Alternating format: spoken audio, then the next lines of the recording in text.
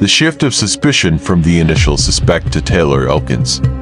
In criminal cases, identifying suspects is a complex process that requires meticulousness, objectivity, and constant updates of information. The story of how suspicion shifted from an initial suspect to Taylor Elkins is a prime example of how initial assumptions, investigative processes, and personal relationships can influence the direction of a case. This investigative report will delve into the factors that led to this shift, while also shedding light on the psychological and social repercussions faced by the suspects involved.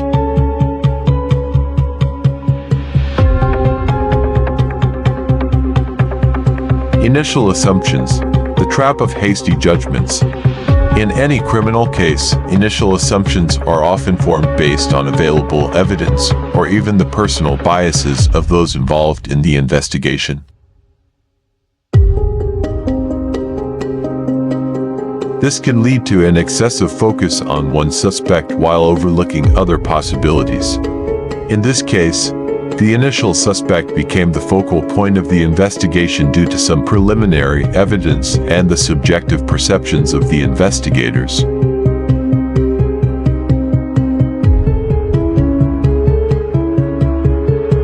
However, as many criminology experts have pointed out, placing too much trust in a suspect too early can lead to serious mistakes.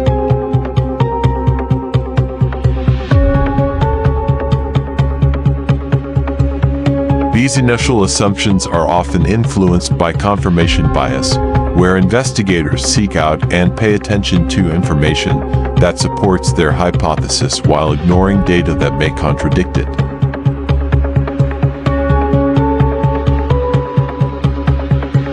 The investigation process, the emergence of new evidence.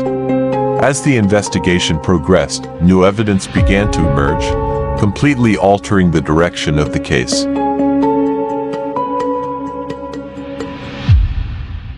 This was when suspicion started to shift toward Taylor Elkins, a former student of Willem. This new evidence could include witness testimonies, crime scene traces, or even findings from modern analytical technology.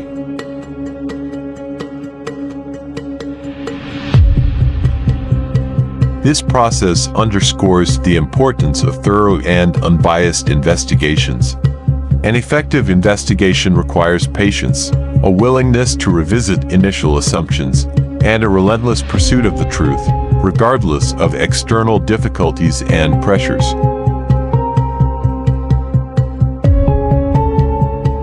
Only then can the truth be revealed, and the innocent spared from undue consequences. This investigative report not only provides an in-depth look into the investigative process but also serves as a reminder of the responsibility and professional ethics of those involved in investigations.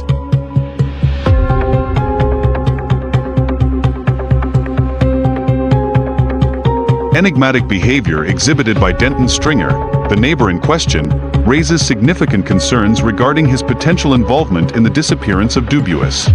In the aftermath of Dubuis's mysterious vanishing, investigators noted Stringer's peculiar demeanor, compelling them to scrutinize his actions more closely. A disturbing odor discovered emanating from Dubuis's residence acted as a catalyst, prompting the police to delve deeper into the situation. This pivotal finding intensified their suspicions, leading them to believe that malevolent activities may have transpired within the confines of Dubuis's home. As the investigation unfolded, the existence of neighborhood tension surfaced, adding further complexity to the case. These interpersonal conflicts among residents might have crucial implications, potentially entwining with the tragic circumstances surrounding Dubuis's demise. Denton Stringer, infamous for his penchant for drama, stands at the center of this unsettling narrative. His history of tumultuous interactions prompts investigators to consider his potential motives in William Dubuis's disappearance, illuminating a connection that could prove vital in unraveling the truth. The condition of William's residence painted a grim picture, suggesting a struggle had taken place. Evidence of theft juxtaposed with the door being locked from the outside indicated that the perpetrator likely knew William well, thereby complicating the investigative landscape considerably. In a significant turn of events, William's son introduced a GPS tracking device, a tool that could lead authorities to the missing vehicle. This technological breakthrough not only promised additional leads but also shifted the investigative focus, highlighting the potential to unravel the mystery surrounding his father's death. The investigating officer underscored the meticulous nature of death investigations, emphasizing that every detail must be considered. This commitment to thoroughness stresses the importance of assembling all pertinent information and evidence, a critical approach in any complex case. The sudden emergence of a car belonging to the deceased raised immediate alarms regarding the possibility of foul play. This discovery prompted officers to act swiftly on the newly acquired information, illustrating the urgency that often accompanies such investigations. Upon their arrival, officers were met by a cluster of individuals tied to the vehicle, intensifying the atmosphere of suspicion as they proceeded with their inquiries. This encounter heightened tensions and revealed the intricate web of relationships that could be vital in piecing together the narrative. Taylor's ambiguous explanations about her connection to the car and the deceased quickly raised eyebrows among the officers. As they sought clarity regarding her relationship with Sean, the individual who had lent her the vehicle, the air was thick with uncertainty. As the investigation deepened, officers unearthed a familial connection between Taylor and a primary suspect, Denton Stringer. This revelation added layers of complexity to the already intricate investigation, positioning Taylor as a central figure in this unfolding drama. Crucial evidence emerged in the form of surveillance footage capturing Taylor in possession of the vehicle shortly after William's death. This development not only strengthened suspicions against her, but also necessitated a formal interrogation, positioning the investigation in a pivotal moment. The detective adeptly navigated the interrogation process, drawing forth information from Taylor that confirmed her link to both the crime scene and the victim. Her own admissions revealed glaring inconsistencies, further complicating her narrative. Taylor's interactions with the detective illustrated her attempts to dilute her involvement and knowledge regarding the crime and its key players. However, her evasive responses only served to amplify the growing suspicions surrounding her. Confronted with irrefutable evidence linking her to both the victim and the stolen vehicle, the detective employed strategic pressure tactics aimed at eliciting a confession. This method sought to unravel her defenses and compel her admission. Utilizing emotional manipulation, the detective aimed to penetrate Taylor's defenses and secure a confession. By emphasizing her vulnerabilities, he sought to guide her towards revealing information crucial to the investigation. Taylor's claims of a man named Sean's involvement were met with skepticism as her inconsistent narratives raised red flags.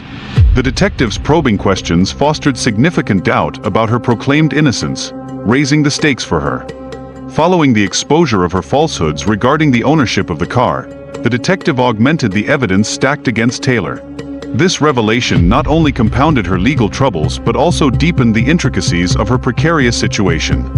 The suspect, initially appearing assured, soon succumbed to fear and confusion under the pressure of interrogation. This shift brilliantly illustrated the psychological tactics employed by detectives to unlock hidden truths during questioning.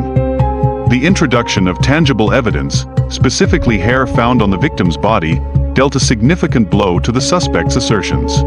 Such findings not only lent credibility to the detective's investigative efforts but also strengthened the case against her. Utilizing a GPS tracker installed in the victim's vehicle unveiled critical information regarding the suspect's movements.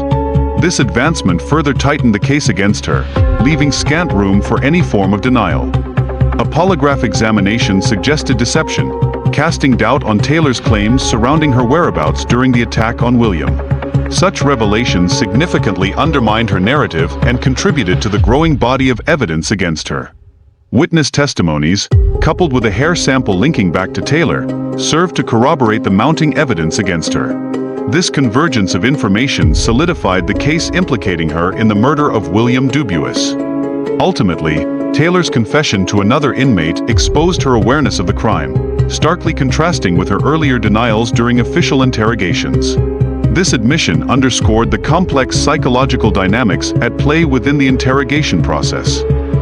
Our mission is to enhance your awareness and understanding of their vital work through an array of gripping videos featuring high-stakes interventions, perilous situations, and intense confrontations. Disclaimer: great effort is made to ensure all materials in true crimes videos fall within the guidelines of fair use. No copyright infringement is intended. If you are, or represent the copyright owner of any materials accidentally used in this video, and have an issue with its use, please contact me and I will respond as soon as possible. The content presented in this video is for informational and entertainment purposes only. It is based on our best research and understanding of crimes and legal proceedings. However, we are not legal professionals, and the information provided should not be considered as legal advice or factual evidence. Viewers are encouraged to conduct their own research and consult with legal professionals for accurate and personalized information. The content may discuss sensitive topics, and viewer discretion is advised. The opinions expressed in this video are those of the content creator and do not necessarily reflect the views of any affiliated individuals or organizations. Thank you for taking the time to follow my channel. Please subscribe now and join us on this eye-opening journey.